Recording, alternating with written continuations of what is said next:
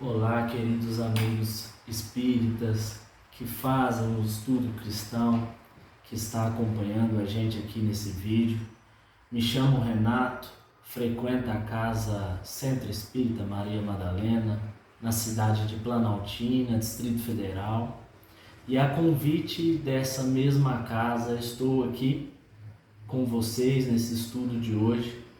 Hoje estudaremos o estudo sequenciado do Evangelho segundo o Espiritismo e confesso a vocês que não sou muito familiarizado com câmera, não sou muito familiarizado com vídeos, ainda não tenho muita experiência nesse tipo de produção, nesse tipo de conversa, até porque eu sou uma pessoa tanto quanto inquieta.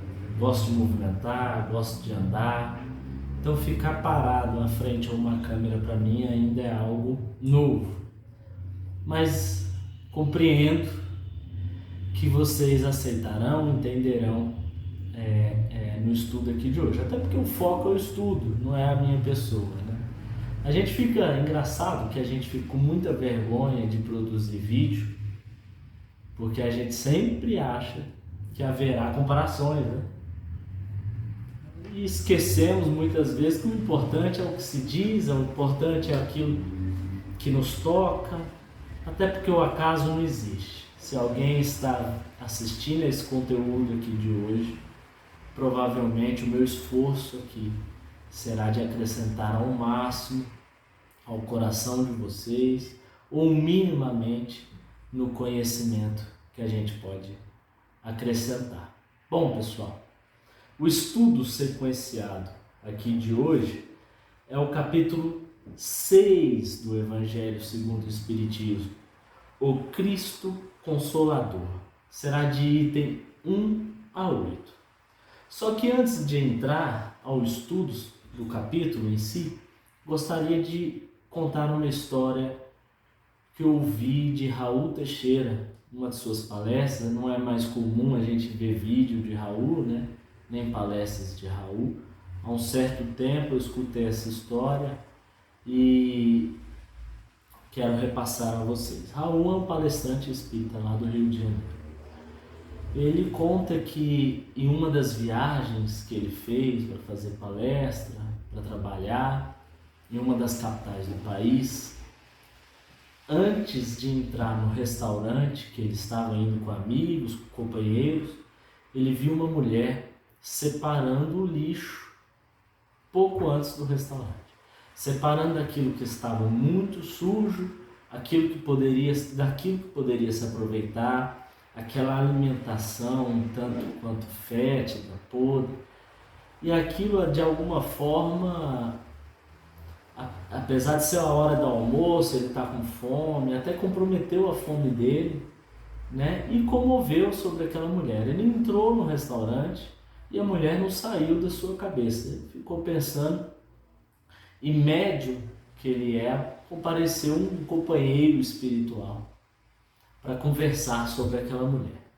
No uso da sua mediunidade, o espírito contou uma breve história para ele, que aquela mulher, em um passado recente, teria sido um político muito conhecido aqui no Brasil, reverenciado, bendito até hoje, só que era um político que teria trazido muitas coisas ruins para a população em geral, Apesar de ser reconhecido, apesar da fama, a sua consciência imprimia uma condição muito ruim. Ele teve a oportunidade da reencarnação, assim como nós tivemos e estamos tendo ainda. Nessa oportunidade reencarnatória que ele teve, ele nasceu na miséria. Nasceu na condição de uma mulher, ali era uma mulher já mendigando, futricando lixo, e esse espírito amigo de Raul Teixeira menciona ele, fala: olha, não adianta você separar uma comida e for integrar a ela ela vai recusar a comida, ela não vai querer se alimentar dessa comida que você pegar aqui no restaurante. Porque a sua consciência imprime uma condição tão ruim ao seu espírito que agora ela quer apenas mexer no lixo e viver, espiar da sua miséria. Mas Renato, que história ruim que você conta para introduzir o Cristo Consolador, um capítulo tão bonito quanto esse do Evangelho, né? Um capítulo que explica as causas, que menciona as causas das aflições, a religião que vem nos consolar. Pois é, essa história é interessante para introduzir o tema, aliado a outro capítulo que eu gostaria, vocês que estão assistindo o vídeo, vocês têm um recurso que é muito interessante, pausar. Vocês podem pausar o vídeo, vão até a biblioteca de vocês, ou seja, lá onde for que vocês guardam o livro, peguem o Evangelho segundo o Espiritismo. Pause o vídeo e vá lá, por favor. Abra o Evangelho de vocês no capítulo 17, Sede Perfeitos, e abram no item 4 do capítulo. Vamos ler junto, acrescentada a essa história, para introduzirmos o nosso estudo aqui de hoje. Quero que vocês leiam comigo, aproveitem do recurso vídeo, pode pausar, pode utilizar da forma que vocês querem. É um item destinado aos bons espíritas. Capítulo 6 de Perfeitos do Evangelho, um item bons espíritas. Diz Kardec: bem compreendido, mas, sobretudo, bem sentido, não é sentido de sentir apenas na carne física, mas é sentido de sentimento, o Espiritismo leva aos resultados acima expostos. Quais resultados, Renato? Bom, o item 3, ele vem falando, Kardec vem sequenciando aquilo que pode ser qualificado como homem de bem. E no item abaixo, que é o 4, olha aí no livro de vocês, é o bom espírita, é o cristão verdadeiro. Vamos esquecer um pouco o bom espírita, talvez tenha alguém que esteja assistindo, não seja espírita, né? Seja apreciador, seja acompanhador de palestras, seja pessoa que se afiniza de alguma forma, mas não tem a prática espírita, enfim. Vamos trocar os bons espíritas por bons cristãos. Bem compreendido o cristianismo, vamos parafraseando, mas sobretudo sentindo o cristianismo na sua essência, esse sentimento levará ao resultado homem de bem. E continua, que caracteriza o verdadeiro espírita como cristão verdadeiro, pois que um é o mesmo que o outro. Bom, aquilo que a gente tinha dito anteriormente. Bom espírita é uma pessoa de bem, mas além de ser uma pessoa de bem, é um bom cristão. Vamos lá.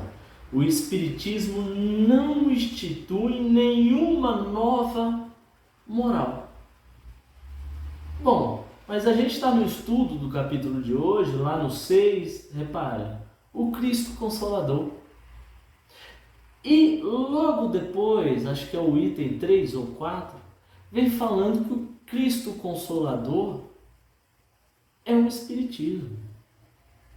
Aí você vai para o capítulo 17 e vai falando, não, mas o homem de bem é um verdadeiro cristão, não só o espírita. É interessante quando a gente pega um estudo sequenciado do Evangelho, que apesar da gente, a primeira impressão, a gente ter um estudo apenas de partes, uma visão mais minimalista, uma visão mais simplória, com o tempo de tanto a gente estudar, a gente vai conseguindo linkar alguns temas.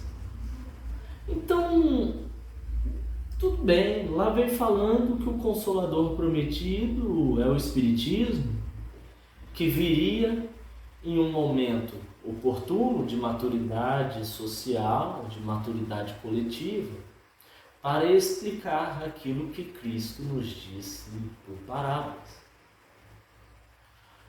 Mas tudo aquilo que o Espiritismo veio explicar já havia sido trazido, não só por Cristo, também por filósofos, por religiosos, Sócrates, por exemplo, Platão, Santo Agostinho, grandes referências católicas, evangélicas. Então perceba, o que eu quero introduzir com esse cruzamento de informações a vocês é que a gente tem que ter uma humildade o suficiente que, apesar do Espiritismo explicar as causas atuais das aflições, provenientes de outra encarnação ou provenientes dessa vida mesmo, essas dificuldades que enfrentamos, sociais, particulares, de vícios, de tendências, todas essas dificuldades, elas não são somente explicadas pelo Espiritismo. Elas já foram introduzidas pelo cristianismo. Bom, tudo bem. Então o Consolador prometido não é somente o Espiritismo? Com certeza não. Acompanho alguns estudos evangélicos que foram feitos, evangélicos protestantes, dos seus vários segmentos, que foram feitos na Universidade de Brasília por alguns alunos. A gente percebe muitas interpretações bíblicas que eles produzem são muito mais avançadas do que as nossas. São interpretações que abrangem o conhecimento mais do que nossas interpretações, muitas vezes, que ficamos restritos ao que lemos no Evangelho segundo o Espiritismo. Então aí também está o Consolador prometido, Está também o Consolador prometido em padres, que têm a sensibilidade de sentir o cristianismo, porque é um homem de bem. Eu gostaria de fazer isso porque, o Espiritismo ele nos traz uma abrangência de entendimento tão interessante, de compreensão social, reencarnatória, de doenças, de uma série de coisas que muitas vezes nos deixam um tanto quanto céticos, nos traz um ceticismo muito grande, porque a gente acaba dizendo que sempre haverá uma causa para alguma coisa e a gente sempre tenta explicar alguma coisa, inclusive que nós não compreendemos, a gente acha que compreende, mas esses ensinamentos não vieram só com o Espiritismo. Está difundido socialmente por toda a nossa sociedade, seja com a cultura oriental, seja com o budismo e assim por diante. O Espiritismo, vou repetir, lá o item 4 do capítulo Sede Perfeitos. O Espiritismo não institui nova moral, não. Apenas é um facilitador aos homens a inteligência e a prática do Cristo. É como se fosse um veículo que facilitasse minha locomoção. Existem outros tipos de veículo? Existe. Existem veículos talvez melhores? Existe. Existem veículos de uma qualidade mais baixa, mas que chega também a esse resultado? Existe. Então, é um instrumento facilitador, facultando a fé inabalável. Porque é muito repetível essa situação da fé inabalável dos espíritas, Eu gostaria de enfatizar, porque é uma fé que não é cega. O que é uma fé que não é cega? É uma fé que compreende, é uma fé que explica, é uma fé que se alia à ciência, à lógica, é uma fé que estuda, é uma fé que produz ensinamentos sobre aquilo que ainda se está compreendendo. porque ela é esclarecida aos que duvidam ou facilita aqueles que são céticos. Essa introdução, ela foi feita especialmente por uma leitura que eu estou fazendo diariamente, eu e o Gabriel, que é meu companheiro de trabalho hoje na Casa Espírita, desse livro aqui, Caminho, Verdade e Vida. Livro de Emmanuel, psicografado por Chico Xavier. Tá bom? Pessoal, todos os dias nós fazemos uma leitura. Se vocês pegarem o livro, é apenas 2 folhas, 1 página, 2 páginas, de explicações de passagens espíritas. Esse livro está me trazendo uma tranquilidade nesse momento tão difícil, tão interessante, que essa introdução eu queria acrescentar à história, né? Vocês já ouviram falar do cego de Jericó? Eu não vou contar a história do cego. O pai dele era um comerciante abastado na cidade, que foi morto, e ele foi cego, ele não nasceu cego, né? Ele não nasceu cego, cegaram ele, inclusive em Roma deram uma capa para ele, para que ele fosse autorizado a praticar a mendicância. E esse cego se utilizava da capa e praticava a mendicância ali. E uma das suas oportunidades de peregrinação, de ser pedinte, ele sente a presença de Cristo. E ele começa a chamar a atenção dos que estavam ao redor ali, para que levassem Cristo até ele, ou que ele fosse levado até Cristo. E os apóstolos e aqueles que acompanham Jesus ali naquele momento, inicialmente falam: o que você quer com Cristo, né? Acaba da mendicância aí, chamando a atenção dessa forma, e vão até Cristo e falam: ó, estamos cegos. Estou simplificando minha forma de falar para ficar mais dialético, tá?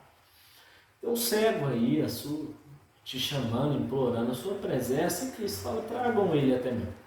Isso está relatado no evangelista Lucas e também por Marcos, tá?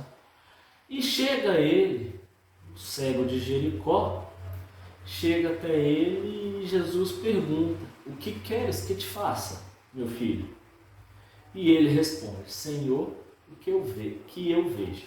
Bom, o interessante desse relato é que Emmanuel, nesse capítulo, ele não foca tanto na história do cego de Jericó, mas ao fato, assim, a interpretação que ele dá, nos serve de uma maneira que acrescenta a nós.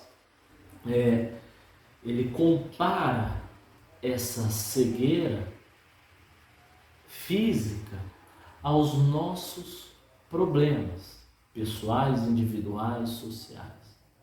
Muitas vezes as nossas aflições, as nossas vicissitudes, dificuldades, nos cega de uma maneira para aquilo que nós devemos enxergar, para aquilo que nós devemos fazer, que é comparada à cegueira física. E Emmanuel faz uma comparação tão interessante que eu gostaria de fazer uma pequena leitura acrescentando, parafraseando até Emmanuel. Mergulhados na carne ou fora dela, somos às vezes esse mendigo de Jericó. Então ele está nos colocando nessa mesma condição, esmolando as margens da estrada comum. E logo depois ele vem: chama-nos a vida, o trabalho apela para nós. Bom, você tem suas dificuldades que te cegam, mas o trabalho te chama a vida. Abençoa-nos a luz do conhecimento. O trabalho te chama a vida, mas o conhecimento é abençoado. Bom, como assim o conhecimento abençoado? Nós, espíritas, né? E até os cristãos, que ainda não são espíritas, eu acredito que eles têm um certo reconhecimento de que o acaso não existe, né?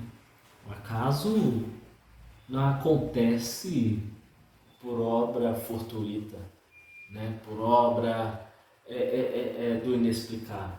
O acaso não existe. Então, se você de alguma forma está assistindo esse vídeo, é porque há a sua razão, há o seu acrescento à sua vida. Isso pode te acarretar algum conhecimento, pode dar um despertar para alguma aflição que você está vivendo, que é essa bênção que Emmanuel vem trazendo.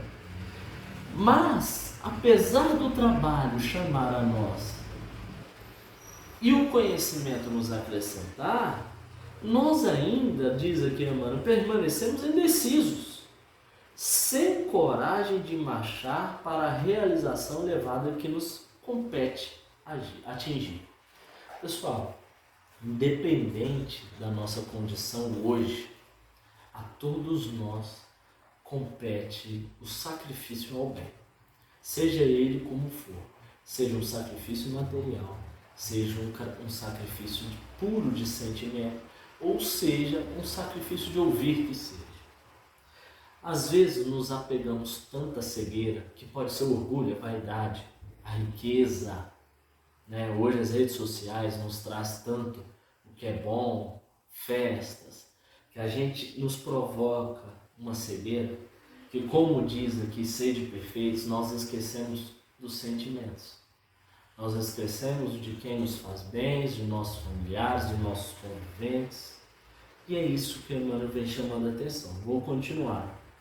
E quando surge a oportunidade do nosso encontro espiritual com Cristo, além de sentirmos que o mundo se volta contra nós, induzindo-nos à indiferença, é muito raro sabermos pedir sensatamente.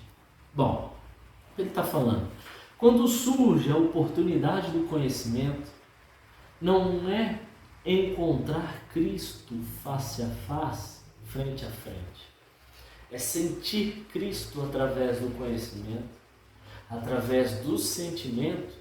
Na maioria, se não todas dessas vezes, a gente fica indiferente à oportunidade. E ele nos diz, se quer pedir, sensatamente a gente consegue. Calma, vamos chegar lá, vamos produzir, vamos tentando entender o que Emmanuel vem dizer. Por isso mesmo, é muito valiosa a recordação do pobrezinho mencionado no versículo de Lucas, o cego de Jericó, porquanto não é preciso que compareçamos diante do mestre com volumosa bagagem de rogativas. Não adianta você em pensamento, em orações, pegar toda a sua vida sofrida, sofrimento que serviu para fazer com que você estivesse onde você está, sofrimento que serviu para que te acrescentasse sentimento puro, para que te fizesse uma pessoa melhor. Não adianta você vir com essa bagagem e pedir sobre toda essa bagagem, né? Basta que lhe peçamos o dom de ver, como o cego de Jericó, com a exata compreensão das particularidades do caminho evolutivo. Qual é a minha cegueira da minha vida encarnada ou espiritual hoje? Adianta lamuriar os nossos sofrimentos, nossa vida sofrida, nossas dificuldades? Adianta? Hoje, qual a sua dificuldade? Emmanuel nos chama, pare e peça sensatamente uma luz sobre essa dificuldade. Que o Senhor nos faça enxergar todos os fenômenos e situações, pessoas e coisas com amor e justiça. Bom, então o que peço, o que é sensato? Enxergue, quebre sua cegueira com amor e com a justiça. Daí possuiremos o necessário, a nossa alegria imortal. É o capítulo 44, quem quiser acompanhar, tá, usar o vídeo lá, procurar, 44, Caminho, Verdade e Vida. Então, essas dificuldades que estamos enfrentando, eu particularmente estou enfrentando uma série de dificuldades, o que nos resta fazer frente a isso? Até mesmo social, coletivamente, né? O que nos resta fazer frente a isso? Primeira coisa, saber identificar nossa dificuldade. O que é a nossa cegueira? O que te cega? O que te faz permanecer na situação que está, se nós reencarnamos para evoluirmos? Identificado, saiba pedir. Passe num filtro de amor e da justiça, mas não é na justiça dos homens, não. É na justiça divina, na justiça cristã. O Consolador prometido não está somente no Espiritismo. O Espiritismo é um veículo que facilitaria ele, para que chegássemos até o verdadeiro conhecimento cristão. Então, o que quebraria essa cegueira? O que nos faria progredir? Posso pedir com sensatez? Passarei no filtro do amor e da justiça. Muito bom o ensinamento trazido por Emmanuel. Acredito que acrescenta a muito a nós. Pessoal, pode parecer uma retórica, mas eu já disse, inclusive anteriormente, muitas vezes o apego, né, ao intelectualismo, à ciência, à tecnologia, através do celular, através de fontes de redes sociais, seja na televisão, seja no canal aberto, fechado. Hoje em dia a gente tem acesso a uma série de informações que muitas vezes nos confunde, muitas vezes podem nos deixar cego. Então, pode parecer uma retórica, às vezes pode deixar a gente arrogante com determinado conhecimento, fazer com que achamos que aquele conhecimento que eu tenho é suficiente, ou que aquele conhecimento que eu estou produzindo ali vai me fazer crescer, e na verdade está me colocando atrás de uma barreira que não me deixa crescer, evoluir, nos aproximar, nos religar a Deus, né?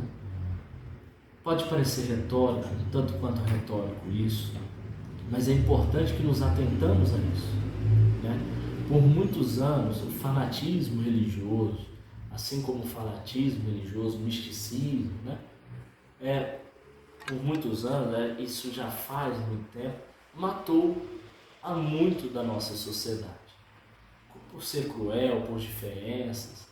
Por isso a nossa sociedade provocou um crescimento tanto intelectual, tecnológico. E hoje a tecnologia também, por muitas vezes, pode nos provocar essa cegueira que o fanatismo e o misticismo têm a provocado. Então é importante que todos esses acessos, que todos esses instrumentos que chegam até nós, passe pelo crivo do cristianismo. O cristianismo ficou muito amplo, não entendi. Passe pelo crivo do amor. O amor também está difícil. Passe pelo crivo da justiça da sua consciência. Filtre o que lhe é útil, o que apenas lhe causa raiva, o que lhe provoca o fanatismo, o que te acrescenta, o que te faz uma pessoa melhor dentro da caridade, dentro do amor, dentro da vivência, dentro do sentimento. Pare, faça uma meditação, façam esses filtros, meditem no momento do dia, se questionem.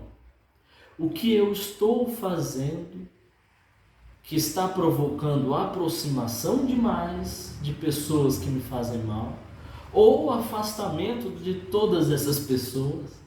Será que eu estou correto? Será que eu tenho um inimigo? Será que eu não tenho? Será que eu estou cumprindo com a minha função cristã de ajudar alguém? Será que eu estou acusando, julgando outros políticos que sejam? Como está a minha consciência frente a todas essas vivências que estamos tendo? Interroguem, meditem, pensem sobre isso. Porque se ainda há muitos inimigos, se ainda há muitas frustrações sobre a vida, expectativas exageradas e muitas vezes frustradas, se ainda permanecem sentimentos ruins, é porque o Consolador prometido ainda não te atingiu. seja ele o cristão puramente, ou seja ele espírita. Essa retórica pode parecer cansativa, mas é verdadeira. Pensem, reflitam, serve para mim, serve a qualquer um que pare um momento do dia para refletir. Bom, dito isso, uma coisa que a gente precisa dizer nesse capítulo de hoje é que questões de injustiças, né, situações de injustiça, de dor, de frustrações, de vícios, estão inseridos no mundo para que nos tornem pessoas melhores. Se isso não está fazendo que nos faça melhores, então o problema está na nossa forma de encarar, de tentar superar. Será que isso está ajudando ao fortalecimento da minha fé? Será que isso está me deixando mais incrédulo? Interessante falar de fé, né? Fé, muitas pessoas falam de um Deus assim ou um Deus de outra forma, mas fé é algo pessoalíssimo. Cada um tem a sua forma, ela é única, é a sua forma de interagir com Deus. Deus é onipresente, está dentro de nós, na nossa consciência, em todo momento. Será que essa justiça que a gente está apegado é a justiça dessa consciência, que essa consciência nos anima, de amor e de caridade? Essa era a mensagem, a reflexão que eu queria trazer para vocês. Gostaria que vocês interiorizassem o Consolador prometido, fizesse essa equiparação, esse uso, como o cego de Jericó, né? A cegueira dele junto à mendicância. Ele entendia que se ele tivesse cego, ele superaria outras dificuldades, que seria a mendicância, entre outras, a morte do pai. Então, ele pediu sinceramente e Jesus disse: vá, sua fé te curou. Será que o Consolador prometido está nos possibilitando que a nossa fé nos cure dos nossos problemas? Eu não estou falando cure apenas de doenças físicas que nos acometem, eu estou falando de doenças que não nos permite crescer, tá? Então, procuremos o nosso consolo, o nosso Consolador. Para nós espírita, é sim o Espiritismo, o nosso Consolador prometido, que nos facilita a compreensão das aflições, nos facilita a compreensão das reencarnações. Procurem, se isso no momento não te faz crescer, sugiro que abra o capítulo do Evangelho de hoje, Cristo Consolador, capítulo 6. Vá para o item 1 do Evangelho, leia aqui junto comigo, pause e abra. Vinde a mim, todos vós que estáis aflitos e sobrecarregados. Quem não está nesse momento? Pandemia, ódio recíproco, político, muitas vezes provoca também até o ódio religioso, o ódio pelas diferenças. Vinde a mim, todos vós que estáis aflitos e sobrecarregados. Quem não está? Que eu vos aliviarei. Tomai sobre vós o meu jugo e aprendei comigo, Cristo, que sou brando e humilde de coração, e achareis repouso para vossas almas, pois é suave o meu jugo e leve o meu fardo. Todos os sofrimentos, misérias, decepções, dores, perdas, saudade, frustrações, encontram solução e consolação na fé do futuro, na confiança da justiça divina, que o Cristo veio nos ensinar. Nos apeguemos a isso, utilizamos esse filtro, aprendemos com as histórias, daí a religião fará sentido a qualquer um de nós. Pessoal, espero que não tenha me estendido muito aqui na conversa, no diálogo de hoje. Eu não queria me estender mais para que o vídeo não ficasse cansativo, cheio de lero-lero para vocês, tá? Agradeço ao Centro Espírita Maria Madalena pela oportunidade de me chamar ao trabalho, porque muitas vezes a gente fica afastado por causa desse isolamento social, dos estudos, né? Até mesmo, né, da prática espírita. Por mais que a gente faça a prática com doações, por mais que a gente faça, a gente acaba se isolando um pouco desse convívio social maior. Então, eu agradeço imensamente, estou feliz por gravar o vídeo, estou inseguro pra caramba, ainda não acostumado com a câmera. Agradeço ao Centro Espírita Maria Madalena.